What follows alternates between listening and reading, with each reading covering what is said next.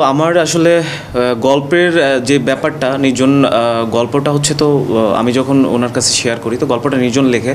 তো গল্পটার জন্য আমার মনে হয়েছে যে ও পারফেক্ট, তার যে আগের কাজগুলো সে সিনেমাটিক কাজ করে।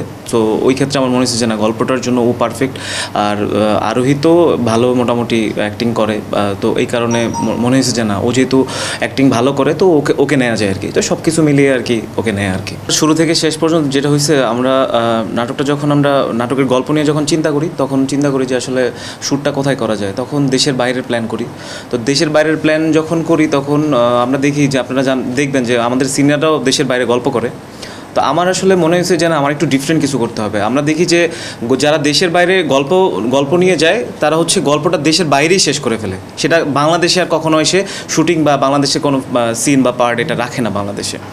তো আমার মনে হয়েছে যেটা যে না, আমার একটু ডিফারেন্ট করে কাজটা করতে হবে, যে আমার দেশ এবং দেশের বাইরে দুটাকে মানে দুইটা যেয়ে আমার গল্পটা থাকতে হবে। তো দেন হচ্ছে আমি আমার মালয়েশিয়াতে শ্যুট করি, প্রায় 22 দিনের মতো শ্যুট করলাম আমরা। তারপর হচ্ছে বাংলাদেশেও আমরা শ্যুট করি। তো একটু ডিফারেন্টভাবে কাজ করি। আমরা দেখবেন যে আমাদের গল্পটা যখন রিলিজ হয়, আমাদের কোথায় পাবো তারা রিলিজ হওয়ার সবথেকে বেশি যে কমেন্ট সেকশনে যে কমেন্টটা আসছে সেটা হচ্ছে মনে হলো যে সাউথ ইন্ডিয়ান কোনো ফিল্ম দেখলাম। তো আসলে আমি এটা বলতেছি, বিষয়টা এটা না, যারা দেখছে তারা হয়তো বা এটা ফিল করতেছে যে কেন বলছে। আর আপনারা যারা দেখেন নাই অবশ্যই দেখার অনুরোধ রইল, হয়তো ব্যস্ততার কারণে দেখতে পারেন না, দেখলে হয়তো বুঝতে পারবেন যে আসলে কতটা পরিশ্রম করছি।